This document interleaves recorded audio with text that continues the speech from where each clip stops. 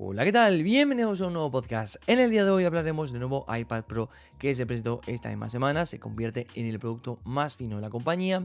Hablaremos también de TikTok y la inteligencia artificial y todo el problema que está habiendo dentro de la propia plataforma y el problema que ha habido entre Elon Musk y la plantilla de Tesla que lo deja en un serio problema. Vamos con el intro y comenzamos a hablar de todas estas nuevas noticias.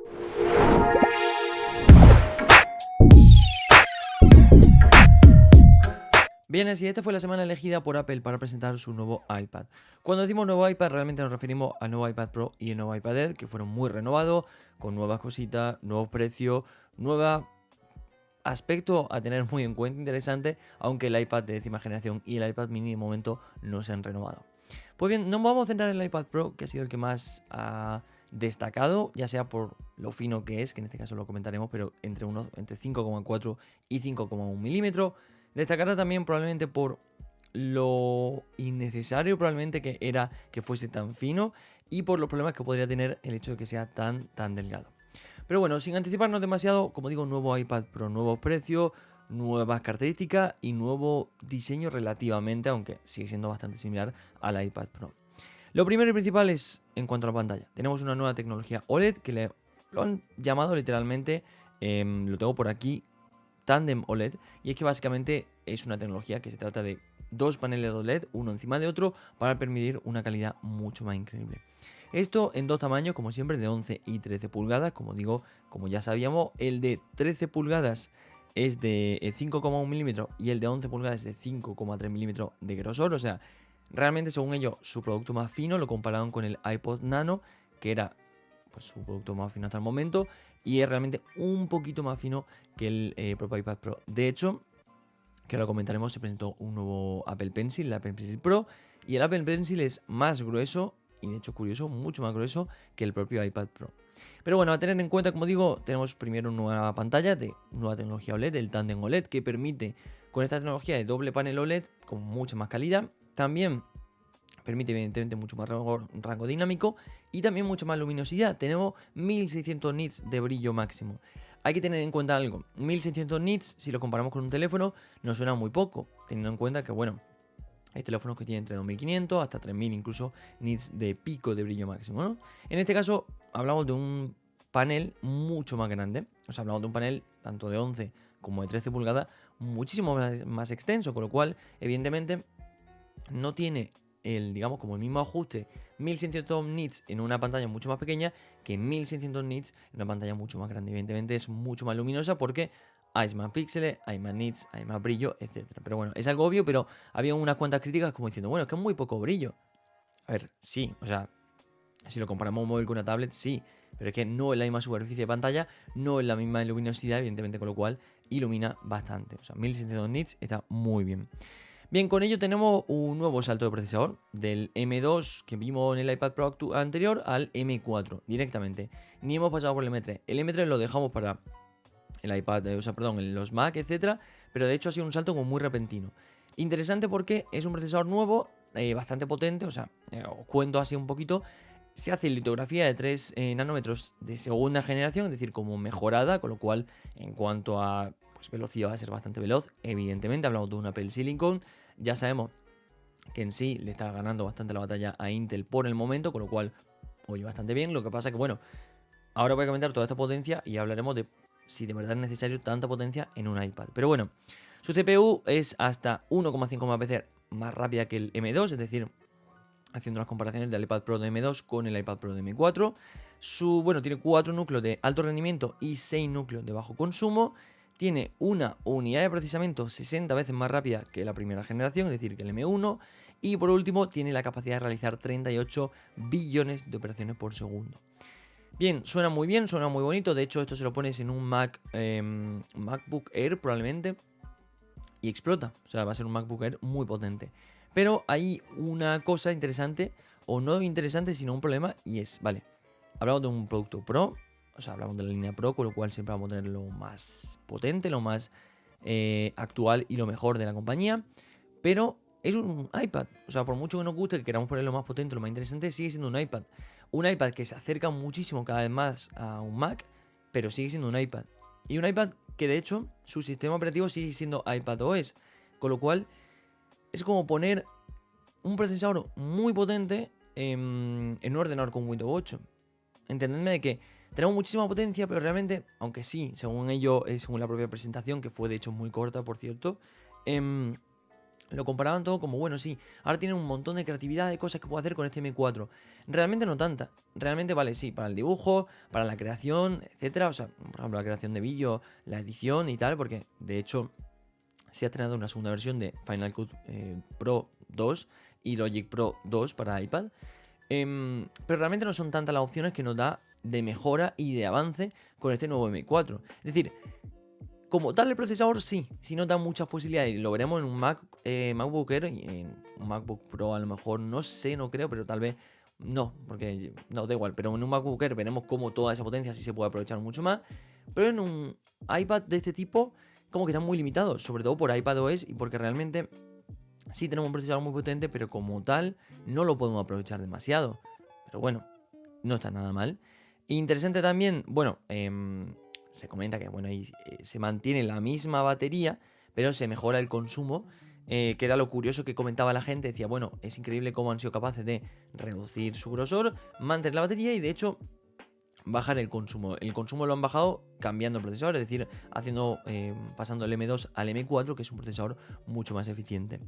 Interesante también, una de las cosas que yo sí me di cuenta, pero me di cuenta que la gente tardó un poquito en darse cuenta, menos la gente así que yo estuve leyendo, y es el apartado fotográfico. El iPad Pro desde hace un par de generaciones incluye un sensor ultra angular, un poco inútil, porque de hecho si te paras a pensar, un iPad no podría vivir sin cámara porque en alguna que otra situación puede que sí necesitamos una cámara, o sea, es decir, bastante probable que vayamos a usar una cámara, pero en una situación, o sea, pongamos, del 100% del uso que le damos al iPad, igual un 3-4% del uso es con la cámara.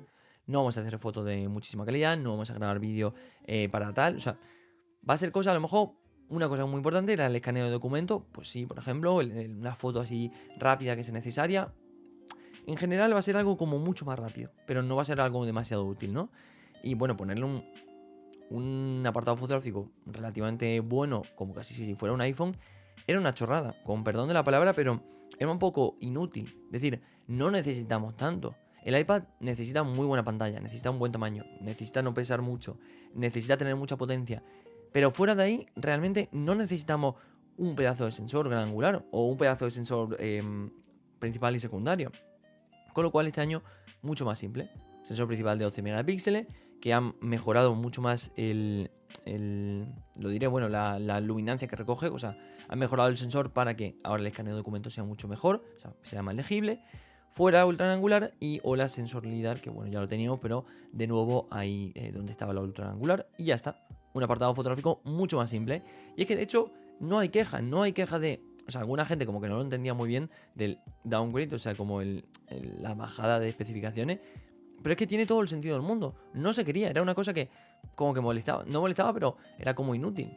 Si lo puedes quitar y evitártelo, ponértelo y evitar aumentar demasiado el precio con eso, quítalo. Nadie le hacía falta, nadie lo necesitaba. Y hablando de apartado fotográfico, en su parte interior, en su pantalla, su cámara selfie, se mueve a la parte horizontal. Es decir, si cogemos un iPad de forma horizontal, es decir, en forma paisada, pues se mueve a uno de esos lados. Interesante también porque de hecho también se ha movido ahí bueno, el cargador o la zona donde se pone el nuevo Apple Pencil Pro. Bueno, sin más, tampoco, bueno, para videollamada y todo eso está muy bien, o sea que es mucho más cómodo, pero como digo, ya se va acercando muchísimo más a un Mac. Bien, nuevo Apple Pencil Pro que como digo, ya lo comenté, pero tiene muchísimas más funciones, o sea, en cuanto a, sobre todo, dibujo principalmente. Viene con un giroscopio, viene con muchísima más sensibilidad y viene con un precio no demasiado grande para ser un Apple Pencil Pro. Y también tenemos un nuevo Magic Keyboard que os prometo que parece literalmente el teclado del Mac. Es verdad que tiene sus diferencias, pero por ejemplo todos los botoncitos que tenemos en el Mac en la parte de arriba de subir volumen, subir brillo, echar para atrás, parar, etcétera, se lo han puesto ahora al teclado del iPad. Yo lo vi hace un par de años cuando salió el primer iPad Pro con un Apple Silicon, que la gente dijo, vale, ¿y cuándo llegará el punto en el que ya te pienses y te replantees si te vale la pena un iPad o un Mac? Todavía no. Todavía yo creo que un Mac tiene muchísimo más potencial porque de hecho te permite, por gracias a macOS y tal, un mundo de posibilidades mucho más grande, pero ya se va acercando a una cosa mucho más. Ya no solo en cuanto a diseño, sino en cuanto a potencia, en cuanto a, digamos, como los periféricos, etcétera. O sea, ya se acerca mucho más a un Mac. Ya no hay tanta diferencia entre un Mac y un iPad. La hay, pero ya no es tan grande como solía serlo, ¿no? O sea, ahora ya te replantea el hecho de tener un iPhone, iPad y Mac, porque realmente, ¿para qué vas a tener ahí un iPad, sabes? ¿O para qué vas a tener ahí un Mac? Como, ya te lo replantea un poco más. Pero bueno, como he comentado, nuevo Apple Pencil Pro y nuevo Magic Keyboard, que bueno, como he dicho, tiene, bueno, no lo he dicho, pero para que lo sepáis, estructura de aluminio, trackpad áptico y, como digo, las teclas de función, que son las teclitas de arriba del todo. Bien, el nuevo iPad Pro viene con nuevas capacidades, o sea, viene partiendo los 128 GB hasta los 2 TB de espacio, que de hecho las versiones de 1 y 2 TB de espacio viene con la opción de pantalla nanotexturizada, o sea, una pantalla como mucho más sensible. Y bueno, pues precios tenemos parte desde los 1.199 euros en el caso del 11 pulgadas y de solo la versión Wi-Fi. Interesante, es un iPad Pro, evidentemente que no iba a valer 600, 700 euros, iba a partir el mínimo de los 1.000, pero es un iPad que a mí me llama mucho la atención. Yo, de hecho, igual en verano lo intentamos conseguir y probarlo, porque la verdad que me llama mucho la atención, sobre todo, quiero esperarme las primeras reviews, sobre todo este tema de que sea tan delgado, que sea tan fino, porque resistirá, se doblará tan fácilmente, no sé, es un iPhone, o sea, es un producto de Apple, no es tan sensible, pero no lo sé, ya lo iremos viendo. Bien, y como en casi todos los podcasts de esta última cuarta temporada que la empezamos, siempre tiene que entrar algo de inteligencia artificial y ahora entra con TikTok. Bien, la inteligencia artificial, como todos sabemos, está en pleno auge, no hay quien se calle con ella, siempre hay un podcast, un vídeo, un hilo en Twitter, un hilo en Threads, una publicación en Instagram, una publicación en Facebook, donde sea, hablando de inteligencia artificial o con inteligencia artificial puesta en ella. Bien, es un riesgo relativamente. De hecho, Sam Altman, que es el CEO de OpenAI, que de hecho mañana lunes van a hacer una presentación, ya comentaremos con qué, pero ahí hay expectación, comentó que pues hay mucho riesgo con la inteligencia artificial. Pero bueno, él es el CEO de la principal inteligencia artificial actual en el mundo. Pero bueno, quitando eso.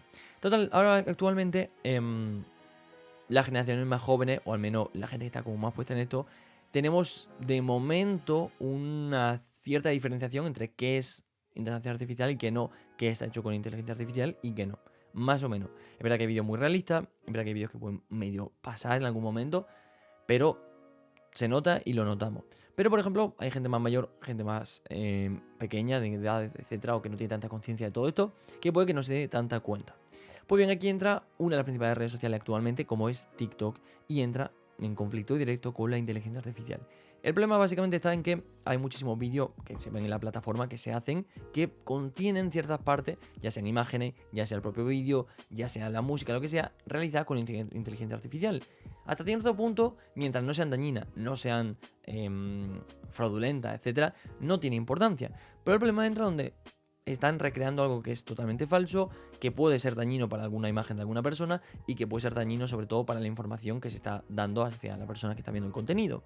Con lo cual, aquí entra TikTok de forma directa hacia las nuevas marcas de inteligencia artificial. De hecho, si habéis estado por TikTok, algún que otro vídeo puede que os haya salido una marquita gris abajo del vídeo que ponga realizado o hecho por inteligencia artificial. Básicamente se trata de ir, primero se supone que es manualmente, o sea, el creador como tal, de marcar si el vídeo se ha hecho o no con inteligencia artificial, ya sea cuando se haya utilizado, pues por ejemplo, DALL-E para crear una imagen, OpenAI para, pues no sé, cualquier tipo de inteligencia artificial que se haya hecho para crear algo que sea falso o que se haya, básicamente, si se ha utilizado inteligencia artificial para algo de tu vídeo, tienes que ponerlo y marcarlo. De hecho, si no lo marcas, puede pues haber graves consecuencias, que claro, la consecuencia más grave que puede haber en un TikTok es que te lo retiren, que te baje la cuenta, ya ves tú, te creas otra y hacia adelante. Pero bueno, eso son lo que TikTok anunció como graves consecuencias. El tema está en que, claro, hay mucha desinformación, hay mucho fraude con todas estas cosas creadas por inteligencia artificial, porque como en todo lo bueno también se usa para lo malo y ahí no hay quien ponga una vara, un límite o este tipo de cosas. Bien, como he comentado, estas credenciales se adjuntan automáticamente también a los contenidos creados por herramientas de inteligencia artificial. Es decir, Ya no solo que tú lo puedes agregar manualmente, sino que si TikTok como tal detecta que el vídeo ha utilizado alguna herramienta de este tipo, lo va a añadir automáticamente. Básicamente pues eso, como una especie de marca de agua de, oye, ten en cuenta que lo que estás viendo aquí no es real, es totalmente ficticio, es falso. Ya sea, no sé, depende de cada tema, ¿no? Yo de hecho creo que eso es un poco fallido, la etiqueta automática, porque he estado viendo varios vídeos que os puedo prometer por cualquier cosa que no tienen nada de inteligencia artificial, y ahí ponía la marquita de creado por inteligencia artificial. Y me parece la verdad que bastante curioso porque eran vídeos muy simples que os prometo que no tienen nada de inteligencia artificial y se nota de sobra, pero ahí tenían la marquita. Y es ahí donde pues ha entrado también otras plataformas con lo que le han llamado, bueno, hay una cosa que se llama las credenciales de contenido de Coalition for Content Province. Bueno, básicamente es un tipo de etiqueta que ahora se tiene que poner contra los contenidos creados por inteligencia artificial, que se llama la C2PA. De hecho, ahora mismo, desde hace 2 semanas, cada vez que vamos a subir un vídeo en YouTube, te obliga a marcar específicamente una casilla. Antes creo que estaba como de forma opcional por ahí, pero ahora no puedes pasar, o sea, tienes que marcar obligatoriamente cada vez que subes un vídeo la casilla de no está creado por inteligencia artificial, no aparece nada falso, etc. O sea, como una casilla importante que no te deja como, bueno, ponla si quieres o no. No, ahora es obligatoria. De hecho, otras plataformas como son Meta con Facebook e Instagram han anunciado que también van a implementar las etiquetas C2PA para sus contenidos de plataforma. Interesante porque, vale, sí, TikTok es la principal plataforma, ahí es donde es muy importante, pero Instagram y Facebook también están ahí. Y de hecho, Facebook es una plataforma actualmente que tiene muchísimos usuarios de una edad bastante más mayor, es decir, todo hay que decirlo que son relativamente mucho más mayor la edad media de Facebook que la edad media de TikTok, y se comen muchísimos bulos y muchísimas cosas realizadas por la inteligencia artificial. Lo veo porque de Facebook pasa a Twitter y de Twitter pasa a Facebook, o sea, y bueno, por ahí también pasa por TikTok, y lo ves como son cosas que son totalmente falsas, pero que la gente más mayor o la gente que a lo mejor no tiene tanta conciencia en esta cosa se lo come directo. Y eso es un problema, y por ello se va a intentar solucionar con este tipo de etiquetas, que ya veremos cómo van funcionando y cómo se van implementando. Bien, y hablando de inteligencia artificial y hablando de todas estas cosas, no podía faltar nuestro más mítico personaje, el que tanto se quiere en este canal, y es a Elon Musk, y pues otro detallito suyo más de este mismo año. Bien, se publicaron recientemente los resultados del primer trimestre de 2024 de Tesla, y no han sido lo tan bueno esperado como se esperaban, básicamente. O sea, había una expectativa bastante alta, evidentemente.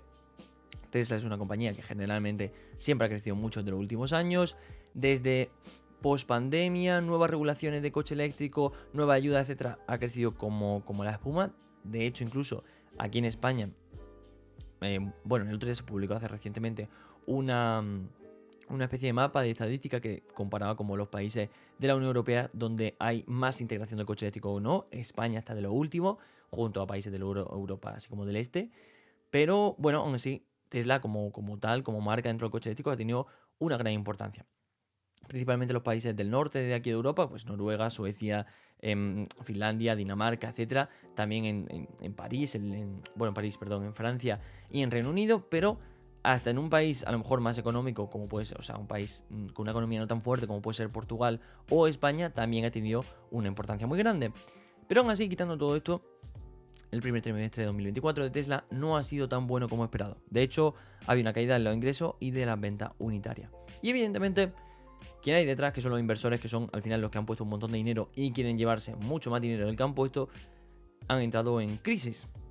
Bueno, en crisis tampoco, en un momento alarmante, ¿no? O sea, hay una noticia negativa con unos resultados negativos y hay alguien que debe hacer algo. Pues bien, ese alguien es el actualmente CEO, que es Elon Musk, y lo que ha decidido hacer es... hizo una serie de promesas que de hecho salvaron una gran caída de la acción de Tesla.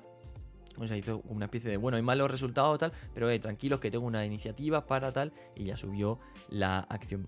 Bien, esta iniciativa en un principio iba a ser el recorte del 10% a la plantilla de Tesla, y actualmente se está convirtiendo en el casi 20% de toda la plantilla de la compañía. Es muy normal, o sea, normalmente pues no estamos en un momento muy bueno en la economía, en un momento pues, por ejemplo, en este caso Estados Unidos se encuentra dando mucha ayuda humanitaria en tema de guerra, etcétera. O sea, ahora mismo la economía no es el mejor momento, con lo cual, evidentemente, pues si la economía no crece, el hecho de, por ejemplo, hacer algo como comprarse un coche, como comprarse un coche eléctrico, etcétera, es mucho más complicado, con lo cual ahora mismo es un momento complicado. Y en los momentos complicados siempre hay recorte. Y el recorte, en este caso, ha sido casi el 20% de la plantilla. De hecho, han sido más de 14.000 despidos que afectan pues desde los altos cargos hasta pues trabajadores en la propia gigafactoría, ¿no? Pero lo interesante ha sido que Elon Musk decidió fulminar completamente a todo el equipo encargado por los supercargadores. O sea, más o menos 500 personas que había encargada para la pues, ampliación, creación, mejora de los supercargadores han salido por la puerta de forma bastante rápida. Bien, de hecho, todo esto viene que Elon Musk ha anunciado como una especie de cambio en la estrategia que tienen con los supercargadores en Tesla, y es que más que seguir expandiéndose, vamos a mejorar lo que tenemos, porque de hecho hay muchos cargadores que, bueno, van como en versiones. O sea, digamos como había un supercargador V1 que iba súper lento, luego el V2, el V3, etcétera. Creo que ahora van por el V4. Entonces hay muchos supercargadores que todavía están como en la versión 2, habiendo una cuarta. Entonces, más que seguir creando, vale, vamos a parar un momento, vamos a mejorar los que tenemos ahora, vamos a intentar esos mismos que tenemos ampliar las plazas o ampliar, por ejemplo, imaginaos, aquí en España, si hubiera entre Barcelona y Valencia solo hubiera un supercargador, que sabemos que siempre se llena, que tal, no sé qué, en vez de poner otro entero nuevo, que igual no vale la pena, todo eso siempre se estudia, etcétera, pues igual, más que poner uno nuevo entero, vamos a ampliar el que hay en 5 plazas, que parece una tontería, pero ya son 5 coches que se pueden cargar a la vez de más todavía, ¿no? Con lo cual, bueno, es un cambio de estrategia, es un cambio que más o menos intenta medio convencer a los inversores, que al final ser inversor en Tesla debe ser complicado porque un día te levantas, abres tu móvil y ves que, pues, ¿sabes? Has despedido a media plantilla y ¿tú qué haces? Pero bueno, total, que como sabemos algo muy importante, o sea, quien se compra un coche ahora mismo de gasolina o de, bueno, de combustión en general, no se compra también un pase a la gasolinera, por así decirlo, ¿sabéis? O sea, va a cualquier gasolinera, no te importa.